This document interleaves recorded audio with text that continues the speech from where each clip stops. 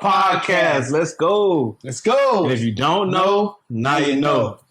Let's go, bro. guys. So what's going on, bro? Nothing much, man. We got a movie review to do. Yep. We're gonna talk about this what's this Ebony lady's K. name? Williams. Ebony K. Williams. Mm-hmm. Y'all leave that lady alone, man. All right? I'm gonna say that much. Yeah. And then we're gonna get into what we're gonna get into, man. We're gonna get into the growth of the podcast. Exactly. Yeah, exactly. The growth of the podcast and some issues that this Ebony K. Williams kind of opens up, some different issues between men and women that, especially black men and women, that they have a little different. I did see some comments on Instagram. Individuals kind of came to me and talking about different aspects of their versions. They asked different questions about it. We are going to talk about how we kind of leveled up this week when it came to our podcast. Yes, sir. Trying to get some situation for us to start monetizing. And we're also going to talk about, like you said before, the Fast X? Fast X. 10th iteration of Fast and Furious. Which is going to be ridiculous. It's ridiculous. Ridiculous. Go ahead, my brother. You want to get started? We got some polarizing. I've come to realize that we have some polarizing issues, reviews. Yeah. Of the Fast and Furious X movie. Yeah. I just believe that you have to go for the all-out craziness of it. Yeah. You have to. That's what you go for. Yeah. You don't go for the realization for how real it is. Gravity did not exist in this whole thing. Yeah. You can't go with gravity, timing. Yeah. It's a movie. Yeah, it was completely a movie. It was just a movie it was a movie for movie's sake. I think they really just were trying to take it over the top and just didn't care about anything. All right. Give me instance where it just was over the top for you, and you were just like, it's a waste of time. Bro, where did the guy get the goddamn bomb, first of all? His dad took didn't Toretto take all the money he stole from his father? So where is the rest of the money? You know what I'm saying? Because I guess that would have been his inheritance. Jason Momoa, as the villain. Right. You know what I'm saying? That was his whole inheritance. So where did he get extra money to buy a bomb? And then who is buying bombs on the black market and no government is finding you? You know what I'm saying? You got it hauled, you got it in a truck. Just the whole purpose of transport. Now, this is the thing. How much time? This is the thing, the difference between black people and white people. White people have time to have enemies. You know what I'm saying? Yeah. Black people don't have time and enemies to go and I'm taking revenge. You gotta have money to take revenge. You really do. Who has money and time to take revenge against somebody's own family? And then in the middle of it, now you're going to Brazil to just drive. You know what I'm saying? There's no storyline to this whole movie. This movie was all over the place. In defense of a movie that I really like, I really tried to care less about the storyline. I couldn't, because if I paid attention to the storyline, it just made no sense. I had to even explain to my wife how Jason Momoa even got into the movie. Exactly. He was in the movies before. I didn't even see him. I was like, you're right. He was inserted. You didn't see him. He was just inserted into the movie. Exactly. And they still in the weirdest way. And they're still keeping Brian alive. What's going on? Brian, isn't he dead in one of the other Fast and Furious? He is. I don't know. What do you mean? I'm talking about. They just showed a picture of him. No, but they talked about Brian. Because Brian is the son, right? It's his son? Yeah. Okay, because I was trying to figure out, didn't they just kill off He must be dead. Isn't he dead? They keep on showing him. It seemed like they just kept going in, huh? Exactly. They kept going in, and nothing's connected. You know what I'm saying? And then the team is not even really together that much. Not this movie. It's crazy. It gets crazy, guys. Yeah. Not to give out any bloopers or nothing like you know what? What is it? What do they say? Something alert? What is it? The alert that they tell people? Spoiler alert. Spoiler alert. Yeah. Okay. This is a complete spoiler alert. Okay, guys. Yeah. Complete. There's so much going on in this movie. It's absolutely insane. It's bonkers. On top of the movie being what it is, I would suggest you go find a theater that will show it to you in 4D. Yes, we did talk about Regal 4DX yeah. is Different experience. Universal Studios ride. Yeah. For 2.5 hours. Yeah. The movie. The thing is, for me, the movie is super long. I think it's 2.5 hours, and I was like, when is this movie gonna be over? Because it's so outlandish. And I was like, oh gosh. Like, my date was like rolling her eyes like every like 20 minutes, like, oh my gosh, that's not even real. Why is that even in the movie? It was just, and then the dialogue was like, well, yes, and we've got to do this. And it's like Star Trek. You remember Star Trek when Shatner was on there? Yeah. Yes, Spock, we got to talk like this. It was just weird dialogue. Like the dialogue was like, why is the dialogue like this? Is the dialogue supposed to be like this? It doesn't make any sense. Then they had the guy from Jack Reacher. Uh-huh. He had 3 Marvel characters in this movie. It was like a bad DC movie. Yeah, there's a DC character in the movie too. Who's the DC character? Wonder Woman. Oh, there's Wonder Woman. There's Wonder Woman. There's Aquaman, and there's Captain Marvel. So how can you mix Marvel and DC together in one movie? I don't know. They're basically like superheroes with cars. Every other movie. And cars are fixing every problem. Every problem. You know what I'm saying? You know what was a killer for me that took it over for me, made me roll. I'm not gonna lie. I really love the movie, but what made me roll my eyes was his one-liner. Yeah. Where the guy, he was talking about, man, I took everything from you. What are you gonna do now? And he's like, you made one mistake. You didn't take my car. And he jumps. Exactly. He jumps the Hoover Dam. He jumps the Hoover Dam and drives down the Hoover Dam to escape. And still ends up alive exactly. somehow. Like, bro, you'd have been killed so many times. Like the water coming out of the Hoover Dam just kind of trickles out. Exactly. Like, what? Exactly. That's where all the pressure's coming from. Look at the gravity motion. You're not driving. You're not driving that fast enough where that car is not going to be lifted off and eventually goes straight down. That car did a lot of things, bro. Exactly. The car was the superhero. Exactly. Okay? One of my second favorite moment is him coming out of the plane backwards. Exactly. Standing on 2 other cars. Exactly. And like they were wrestling. Exactly. Like the car was a wrestler and it like used it to buffer. And used it to make other cars fly in other directions. Now it just kept driving out. Exactly. And like the suspension could take that fall. Look, I'm not. I said he was like, what did he say? He says, who said anything about landing? He said, how are you gonna go out? Come on, bro. I was like, oh my God. Y'all really trying people with this. But look, man, who's got time for regular old reality driving anymore? Fast and Furious is done. They've been to space. Bro, what I thought I was talking to my date and they was like, oh yeah, they went to space. And she was like saying they drove with a regular steering wheel into space with some scuba diving gear. I was like, this didn't happen. Did this actually happen? It actually happened. I was like, no, that didn't happen. That couldn't possibly have happened. There are some impossible moments throughout all the movies. And they just don't. I don't see why they should care anymore. Yeah. After the stuff that they pulled off. Yeah. Like after, I think it got weird for me in Fast 5. Yeah. Fast 5 is when they're in Rio, I believe. Mm-hmm. And they still are safe with 2 of my favorite cars, 2 Dodge Chargers. I know. I saw that. It is I think they had the most insane. Yeah. I don't even think the Hellcat dropped by then. It wasn't even out. I think the Hellcat was in this one. He was driving a Hellcat, or at least he was driving an SRT. I'm pretty sure he was driving a Hellcat. Man, the Hellcat was kicking the bomb around like it was a soccer ball, which is to me was like, why are you chasing a bomb,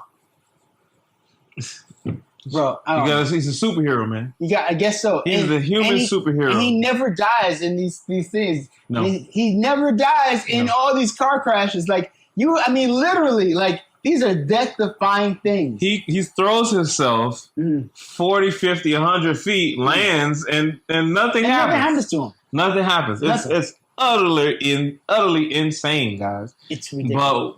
But I found the joy in them taking it all the way outside of the spectrum. It's just it's actually none of it can be real. Yeah, and you can't take it. You can't take it as that. I guess if you couldn't take it seriously and you're looking at it that perspective, that's fine. Because I think I just was done. I think after Furious 5 or Furious 7, after Paul Walker died, I was like, It was kind of hard to watch. Like, it was kind of hard to watch after that was a tough moment, man. Can we talk? We just got to talk about that. Yeah.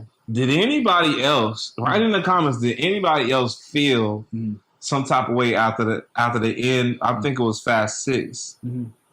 I think it was 6 or one of those where they at the end of the movie they drive off separately. Yeah. Dom sees Paul Walker and it's been a long way. Yeah. Like, it was bad. It was bad right after there. that. It really should ended the series right there. But we'll see. Yeah, we'll see if you can still make the money off. Yeah, that's what I was thinking. It's just like, come on now. How many times has like, I don't even see Vin Diesel doing anything else after this. Like, we've got 10 movies and 2 of them he wasn't in because he wasn't in Tokyo Drift and he wasn't in another movie. What was the other? Remember the other one? I don't remember the other. Okay, Tokyo Drift he wasn't in, and then there was another one he wasn't in. So I was like, but I'll tell you the truth, man. I was like, thinking about it, I was like, you know, supposedly Ja Rule was supposed to play Tyrese's role, and he decided not to do it. Oh. Bro, you done messed up, Ja Rule. Oh, man. You had a moneymaker. You could have had Tyrese's position. We're not even going to talk about Ja Rule's situation. I don't think Ja Rule would have did it. I think Tyrese gives me that, like, I'm happy to see you here, but you can go. Yeah. Anytime you feel like it, bro. Yeah. It's like he's uneasy to watch. Yeah, he is a little bit because he's emotional. He's uneasy to watch. He's emotional all the time. The problem I feel why he's so uneasy to watch is because I feel like he's like that in real life. Exactly. He's just playing himself. I can see that. I can see it on the Instagram. Yeah. I can see it in all his social media that somehow he's a little bit just like that character. Exactly. And he bugs me. If anything bugged me during this movie, it's during all the movies that Tyrese has something to say. It's the Tyrese. He's always complaining. He's always like they're using him as like an equalizer for something else going on in the movie. Exactly. They gotta be, because it's like, why? He's supposed to be is he here? Comic relief, I guess, to a certain extent. And then I guess like Ludacris is playing the straight man. I don't know. And Ludacris also, but he doesn't bother me as much as Tyrese does. No, he doesn't. Ludacris is trying. He's trying to do the role. I'm still trying to see Ludacris as the guy. I still see Ludacris as the guy that pulls up in the Dodge Ram 10 with the Louis Vuitton wrap on the truck, the big mechanic suit on. Yeah. And now he's like this super nerdy, exactly, smart, intelligent guy. That's what someone was telling me. Like, how did they become all this super intelligent? Knowing all this technology all of a sudden from the streets. They just turned his character. Like, exactly. I think that they probably turned that character probably in Fast 5, the Rio de Janeiro. They just turned that character into just, he used to be just the guy to get you the hookup. Exactly. How did the hookup guy? The hookup guy became a computer scientist. Exactly. Like, overnight? What? Was it the money? What? You know what I'm saying? It made no sense. What? They had to give him some more. I guess they had to give him some juice on there. Exactly. They changed everybody's character. My thing is, somebody write down in the comments, like right now, what was Gal Gadot's character? Exactly. What's she doing? What movie was she in? Yeah. Because I don't quite remember. And why was she? How much money do you think she made for that 3-second spot? Exactly. At the end of the movie. At the end of the movie. First of all, how come her and the other Chinese guy are even in the movie? Didn't Jason Statham kill him? No. See, this is what happens when you stop watching the movies. Yeah. Okay. You miss the movies. Yeah. So Jason Statham makes it back into the movie. He makes it when he's in the movie. They go over that story and how he didn't really die. Okay. But it was weird because didn't he blow up the car and he was inside of it? It's really weird. It started like that. He doesn't die. That is just weird. He doesn't die. That movie with Jason Statham starts like that, but you find out that he didn't die. That's weird. It's very weird. You just bring people back from the dead. The stories just kind of interlock with each other. And that's when I think that's when it got weird too. Yeah. Because I was like, he's gone. Exactly. But the next movie, they bring it back. Mm-hmm. They play that whole scene again. Mm-hmm. And they turn it into something different. It's not, they give you a different perspective and a different version. Yeah. And he's alive. He's been alive for a couple movies. That's crazy. At least the last 3. That's crazy. And then they had Then they had John Cena, because John Cena was his brother, right? John Cena didn't make any sense to me. John Cena, I thought, was the antagonist the whole movie. I thought he was in on the whole. I thought he was in on the whole thing. Yeah, because he was just weird. What there was a movie where he was the enemy, wasn't he? He was weird. He was in. And Charlize Theron, she is the enemy. She killed his wife. Like, why is she still alive? Like, why is he even talking to her? Like, they shouldn't even be talking. Why is there even talking? They're finding out. That too. You know what I'm saying? She comes back in a situation, and she's like, hear me out. You just killed my ex-wife. I'm not talking to you about nothing. You don't know? I don't know, man. I don't know. I felt that. I was like, I don't know. They pulling some real...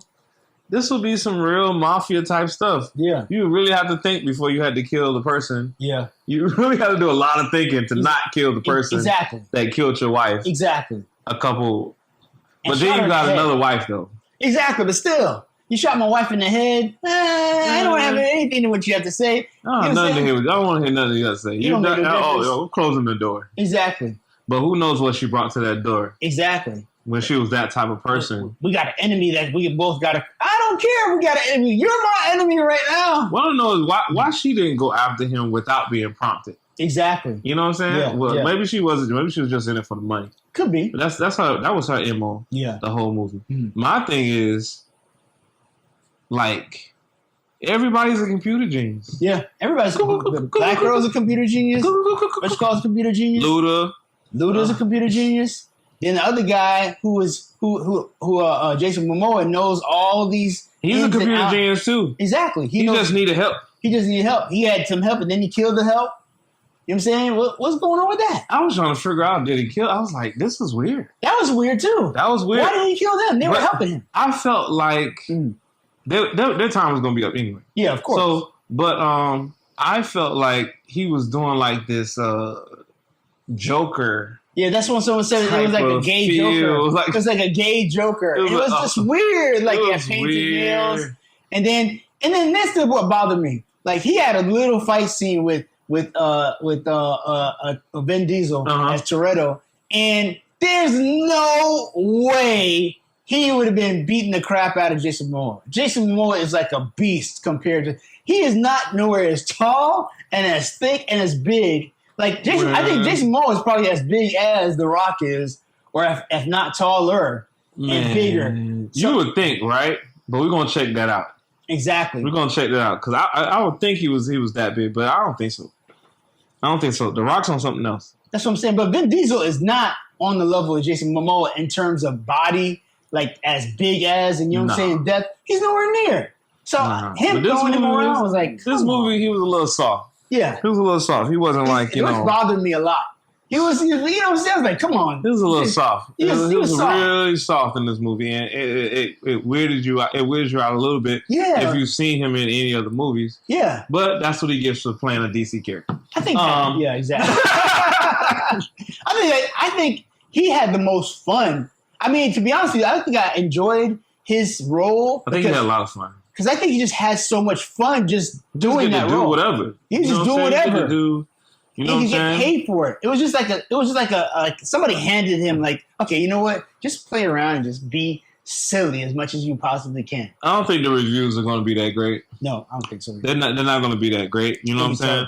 Maybe from a different generation, it'll be like, oh, it was a great movie. Yeah. But like us who follow structure and storyline and character development, we're going to be like, terrible.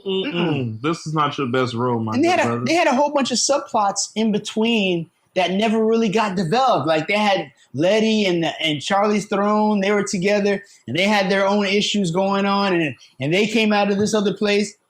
They were fighting. Said, we got 4 minutes to get out of here. You're gonna start a fight with her. In 4 minutes. Okay, we got 4 minutes to get out of here. Yeah, they drug out a lot of things, bro. Yeah, it didn't make drug out a lot of things. You know what it reminded me of though? The dragging out. Yeah. We're gonna review this movie too. John Wick 4. Oh gosh, we gotta go over that. Talking about dragging something out. Yeah. Oh my God. Forever, right? Forever. It took forever to get to the end. Stair scene. The stair scene. Yeah, exactly. Is at least 15 minutes. That was I'm believing. The stair scene is in. And then annoying when he fell down the stairs again. Like, you don't have to go. It's almost like you get up somewhere and then you get knocked down, and he didn't have that much time. It was like they were going for an award. Yeah. And how long the fight scene was. Last. Yeah. They could just draw this out. It drug out. Exactly. You hear me? He finally gets to the top of these stairs. He gets knocked all the way back down. And he has only a specific time to get to this place in order to make sure he doesn't get killed. Guys, we're not talking about 20 steps. Yeah, it was like... We're not even talking about 40. It was a lot to just walk by yourself. At least a good 80, 90, 100 steps. And he was already injured. You know what I'm saying? How? Exactly. It didn't make any sense. This is the year of impossible movie scenes. Yeah. I'm believing just absolutely impossible. Yeah. When you get ready to go see Guardians of the Galaxy. That was a great movie. Guardians of the Galaxy makes you think for the next 2 days. Yeah, it's emotional. Yeah, it's emotional. It's still got a lot of stuff going on, but you don't realize that this is absolutely not real. Exactly. You know, this can't happen. This can't happen because it's the future and it's made to cater to your fantasy. So it's not that bad. And to be honest with you, I liked it a lot. It was dope. It was a dope movie. But I'm talking about as in realism. Yeah. Even if you're in space. Yeah. You're going to hold a spaceship to another spaceship? Exactly. For 5, 6, 7, 8 minutes? Like, what is this? That doesn't make any sense. It's like, huh? Exactly. There's a lot of stuff. Oh, man. And the guy who was the main villain, like, what did they think they were going to capture? This guy was like an all-powerful being. That didn't make any type of sense. Like, y'all were not going to beat him on your own. His people tried to turn against him, and he zapped them. He was like, what? Are you all crazy? He ruined his own ship. Exactly. Because it was a mutiny. He was like, everybody's going down. Everybody's going down. Everybody. Y'all must have forgot who I am. Hey, everybody turned on him. I think it's like the year of the turnaround on him, man. Yeah. Because his whole crew turns on him. Mm-hmm. What happens with the whole what is this? Fast X. Vin Diesel gets turned on by the guy that's supposed to be Jack Reacher, the guy who plays Jack Reacher. Oh man. Yeah. Absolutely insane. And the way they dropped him into the story, Jason Momoa and him into the story. Yeah, exactly. They didn't do one character. Yeah, they did two characters. Exactly. It was like, oh, you didn't see this shot. Exactly. You didn't see the shot. Let's put him in the shot right here. You didn't get to see that part. He was in the office. And it's weird. I like kind of how they did that because they had taken another movie and they referenced it and then they moved it. And they made it as if they updated it because now you saw a different version. My problem with that scene is how Jason Momoa was dressed. Yeah, it was his dress. It was really off-putting. You can't be anybody's Hispanic son. Yeah, dressed like that. Exactly. It was weird. It was off. It was weird. The costume was off. His character looked too squeaky clean or something. Yeah, it just looked weird. It just looked weird. The whole movie was a little bit off-putting. Yeah. But if you go see that movie in 4D, you will not care that stuff is not real. Yeah, when the chair is throwing you around and you're getting water splashed in your face every now and then, and you're moving along when people are dancing in the movie, the chair, your row of chairs is doing this. Yeah. You know what I'm saying? You're having a good time. I'm telling you, you're on a ride. You get what you pay for in the movie. But with that being said, we're gonna move into this. Who's the lady? Ebony K. Williams. Yeah. So Ebony K. Williams was on Ivana Van Zant's show, And she also came on the Breakfast Club with DJ Envy, and she was saying that she as a lawyer, did not want to date, a black man who was, driving a bus. And she would date a business owner or the bus operator, the person who owned the bus line. That's what she would date because she said that wasn't on her level. She got a lot of hate from that. Dr. Umar Johnson went in on her. DJ Envy went on her. And the reason why they went in on her, I think for Dr. Umar Johnson was because he was like saying, well, are you maligning black men because of work? Because to be honest with you, she was saying something about a black man who was a bus driver, but she personally had a fiance who was white. So his issue was like, are you disparaging working class black men to justify the fact of why you want to date a white man? Oh, so that's what he was his position. That was his position. Like, is that what your position? If that's your position, then that's a different story. When I was talking to other women and other people, they were telling me that it was more of a situation where that she feels like that's not in her class and that's not what she's used to. And that's not what she wants. She doesn't want a working class gentleman. But then we always throw around this high value black man who has money, has a car, he's got his house, he's got his finances in order. And a lot of times, depending on situations, he might not want that individual. He might not want Ebony K. Williams. You know what I'm saying? Right. Because he has options.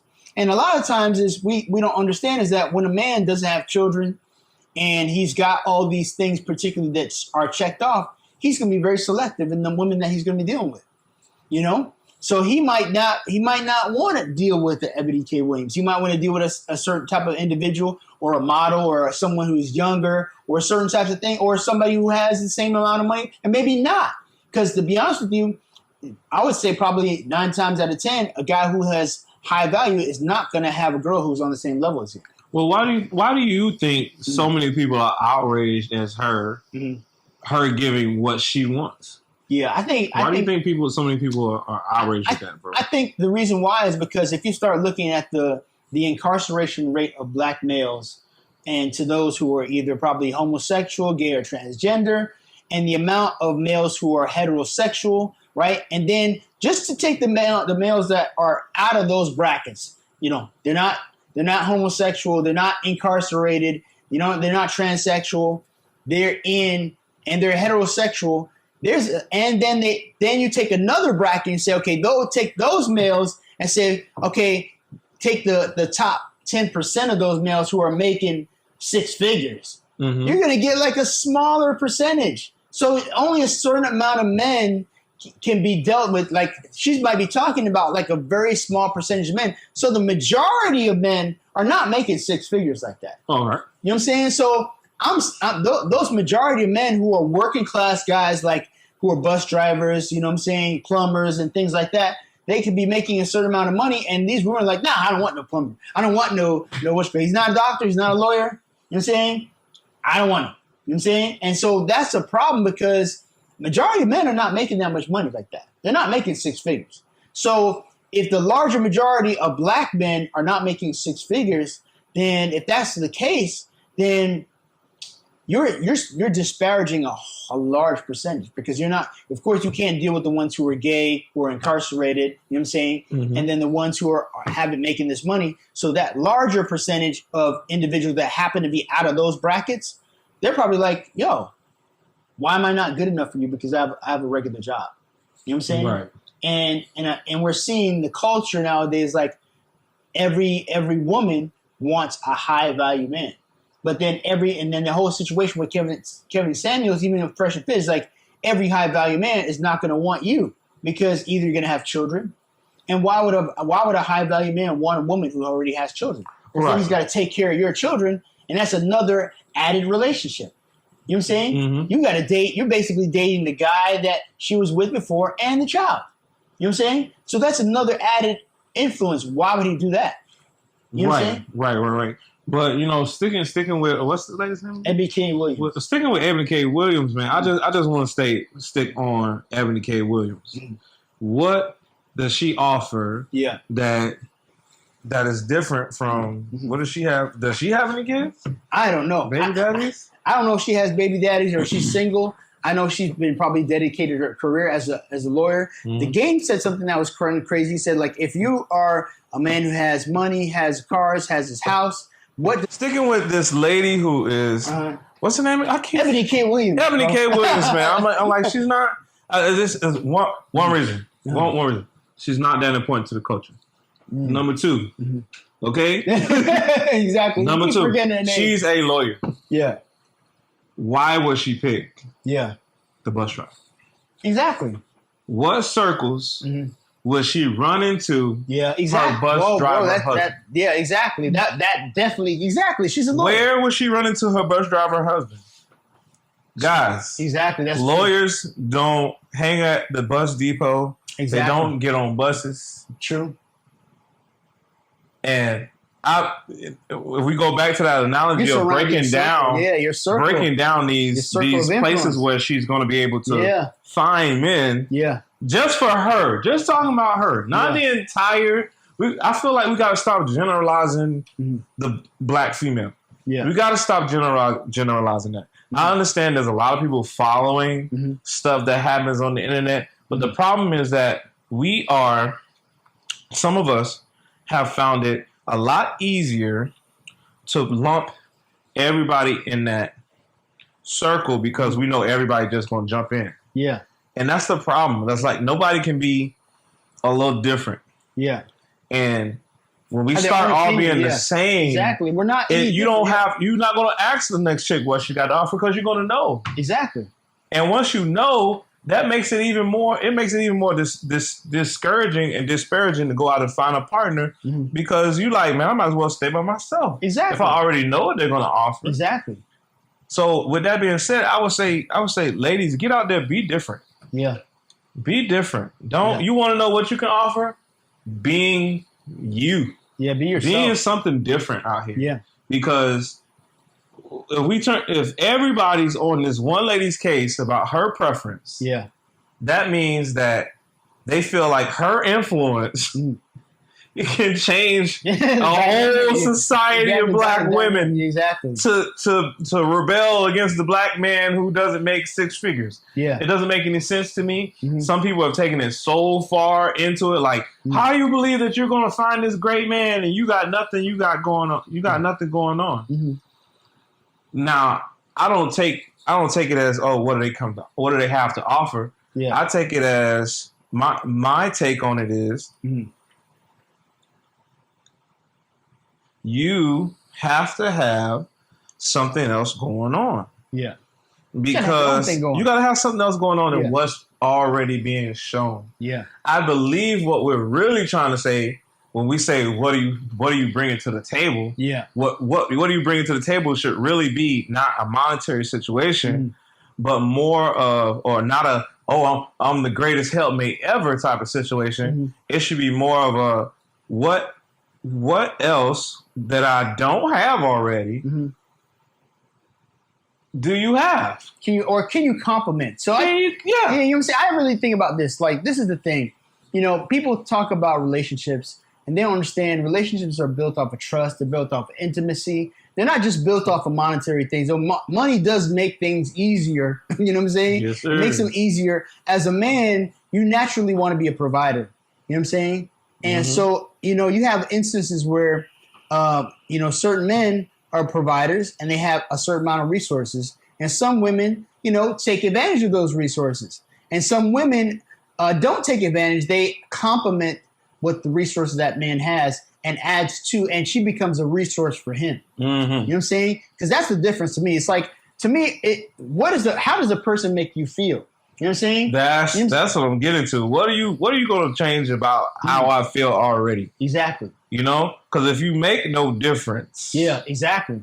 And it not monetary, not always helping with everything I need help with. Yeah. But if my life does not change even the smallest, why even do it? That's what I hear when I hear these guys saying, what do you bring to the table? I feel like let's get into that. I feel like it's getting misconstrued, bro. Yeah. I feel like some of these guys that are with these what do you bring to the table guys have let it run. Let that idea run rampant in immature minds. Yeah, that they gotta have this, that. You gotta have the body, the face, the attitude. It's not reality. You gotta have everything. Yeah. Let's talk about the disparity of the pool that women have and the pool that men have. Yeah, yeah.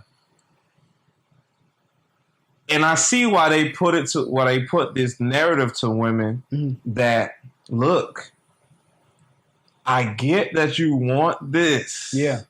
But do you know the odds of running into this? Exactly. It's like almost the odds of going to the NBA. You know what I'm saying? How many NBA players do you think you're going to bag just because you're a fine chick? How many people actually make it The first question should be, how many people are in the NBA? Exactly. Okay? Yeah. Now, you look at that pool. Yeah. Then you take away married, gay, not interested. Not exactly. You know what I'm saying? Yeah. The guys that fly to Rio for you know what I'm saying, or fly to the DR for 2 or 3 months. Yeah. Take them out of the pool because those are not the guys that you want to marry. Exactly. Okay? If we're talking about being married, yeah. Let's go there. Okay? Yeah. Now, if you just need a check, you still got to be top notch. You be in the gym. I don't want to discourage nobody. Exactly, yeah. But when we talk about top, we're talking about body weight under control. Yeah.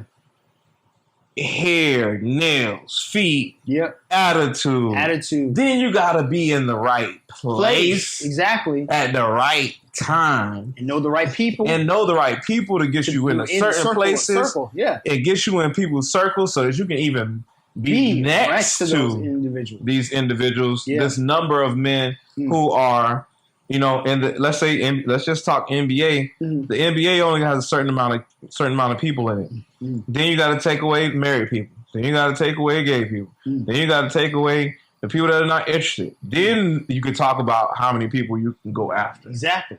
I believe we've been sold that everybody gets a fairy tale. Yeah. Yeah, and everybody can't. And this is the thing. You can't get, and this is one thing this guy was saying about, you know, Charleston White. Shout out to Charleston White.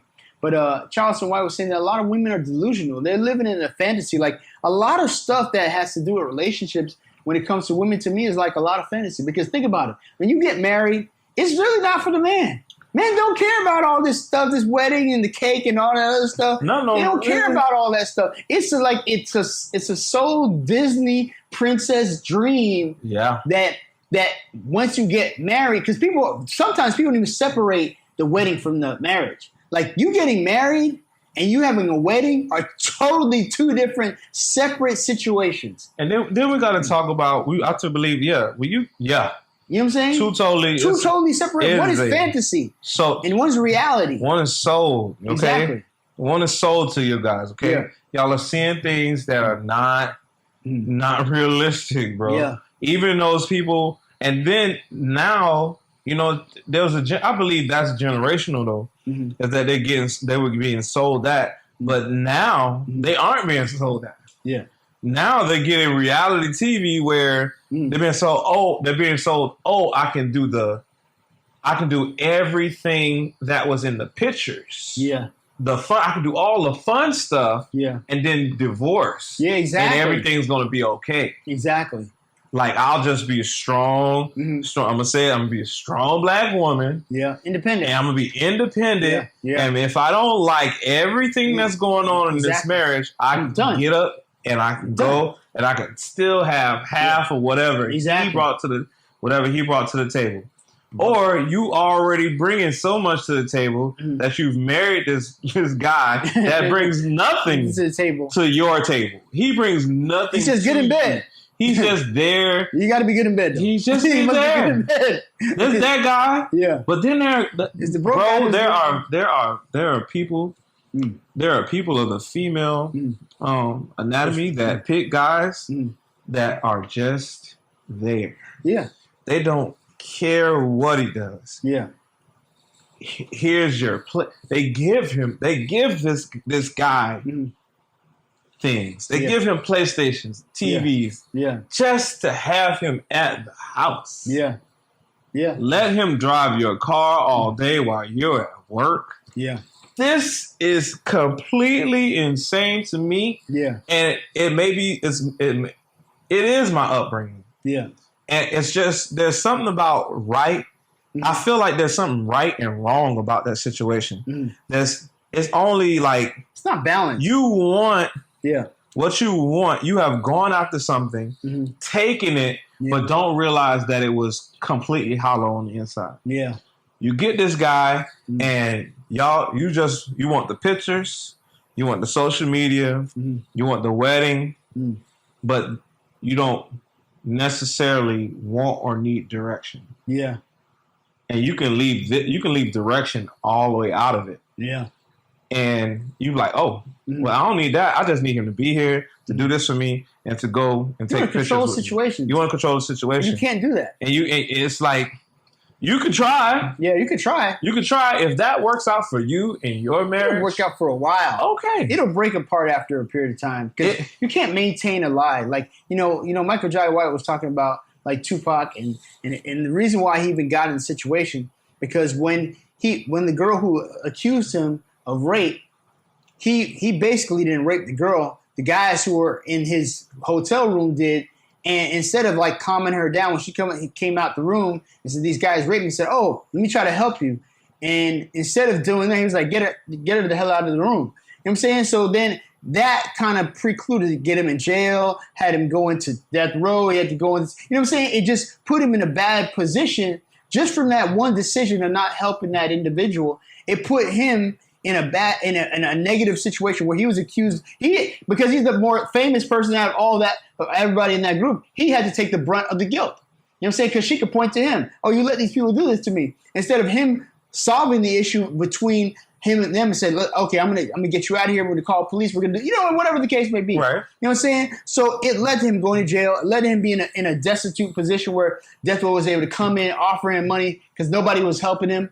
And he was saying, he had to take, because they said like when there were some letters that basically said that he basically felt like he was signing his soul to the devil when he signed his rights over to Suge Knight because he was like destitute. He didn't have any money. He's in jail. You know what I'm saying? So he allowed him to get out of bond out, start getting some money, start doing things, but trying to be around those individuals and playing the role of the gangster. Right. You know what I'm saying? You coming out of your own character, you going at somebody prompting you to go mess with Orlando Anderson, and him ended up finding a situation where you're getting killed off this. You're not a gangster, you're an actor, and you're a rapper. You know what I'm saying? So if you're in that, that's what you should be. But trying to play this hard, he might have been a hard dude. You know what I'm saying? I'm sure he was. But at the same time, why do we need to be validated by these things? You know what I'm saying? Right. I don't need to be validated by anybody else because you want to feel like you're part of the group, but that's not what were brought up in. But long story short is you've got to learn to live your own truth and start seeing things like even in relationships. You can't have these expectations that are unrealistic. A lot of people just have expectations in relationships that are unrealistic. You want the Instagram model. You want this girl to be this. You want her to be that. But to be honest with you, when you start meeting these Instagram models, they're just human beings, just like anybody else. They got fears, insecurities. You're going to be like, oh, well, I thought she was going to be like this. No, she is not who you think she is in her mind. Same vice versa with the guy. He is not who you think he is until you learn who they actually are. There's a whole lot of us out here trying to find this dream model girl that actually doesn't exist. She does not exist. She doesn't exist, or she already belongs to somebody. Exactly. Okay. And she belongs to someone you really don't know her and she really doesn't exist then because the person who you think she is not who she is. No. And then no one ever is though. We're all selling something. Exactly. We're all selling a image of what we want people to perceive us to be. In reality, we're not that at all because you're not the person you are 100% of the time in front of people. You're a completely different person. Your thoughts, your emotions, all these things run differently when you're not around people. If they probably knew what was going on in your head, it'd be like, ugh.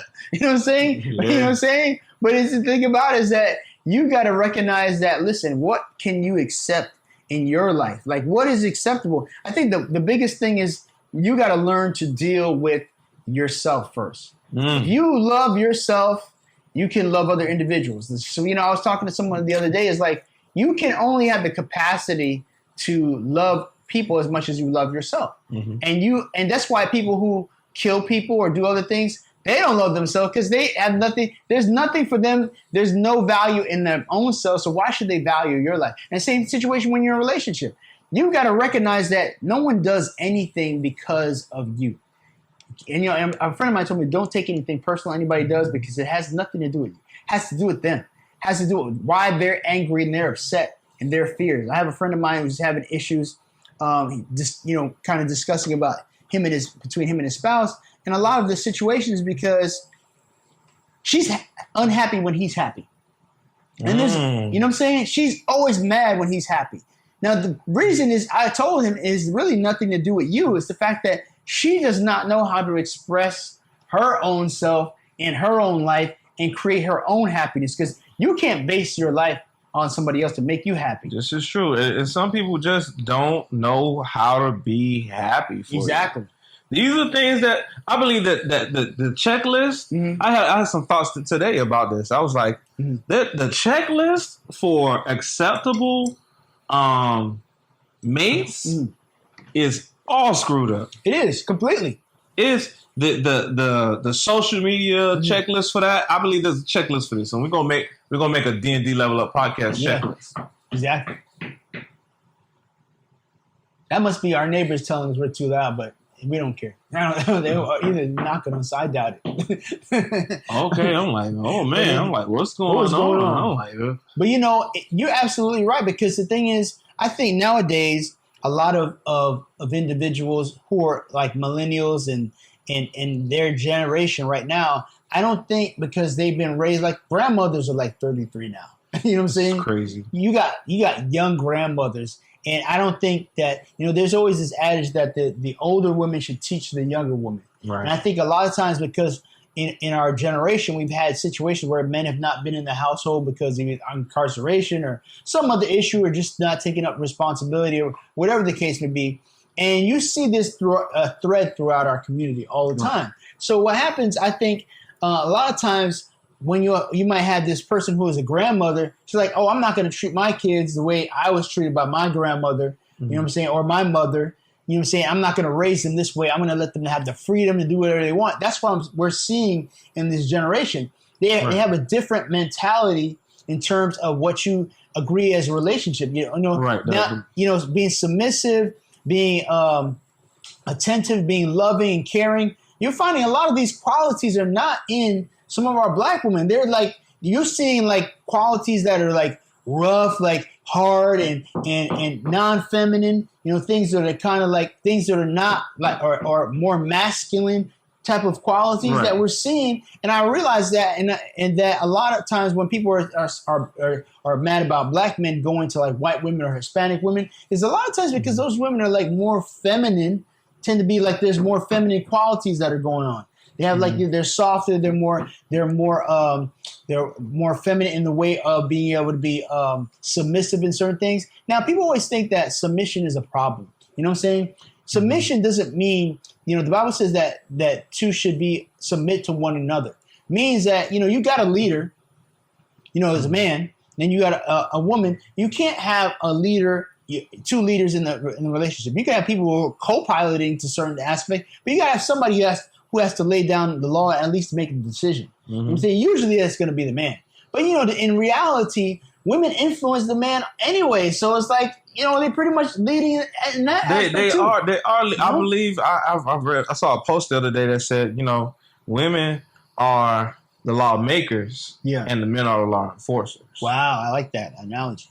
Like, they say that women lay down the law. When they labor, they give you that child. Yeah. That's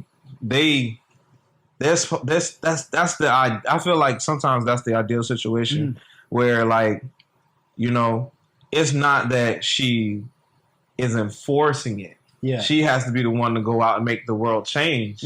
She tells you. Yeah. in the best way she knows how. Yeah.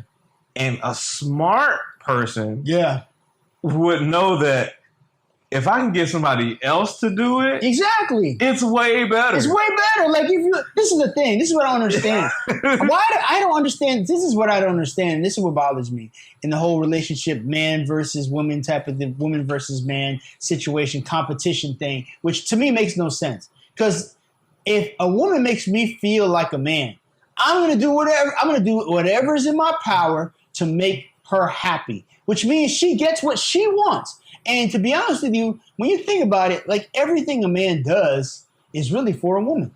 You know what I'm saying? Why do we buy the cars we buy? Why do we go on vacations? Why do we do the thing we do? We do them because we want women. And women really have that power. But like, I think society makes them convinced that they don't have the power that they already have. I think society wants to take away that power. Yeah. And that's why you have the masculine women. Yeah. That's why you have that push for this masculine woman. Yeah. Because the masculine, if you believe it or not, guys, this masculine energy is only second it's only second to other energies in this world. Yeah. Okay? And that's the energy to bring life into this world. Exactly. Okay? Yeah. Now that masculine energy is here to just like in the word, just like in the Bible, it's in here to name and categorize and put things in its place. Organize, But without the woman, it would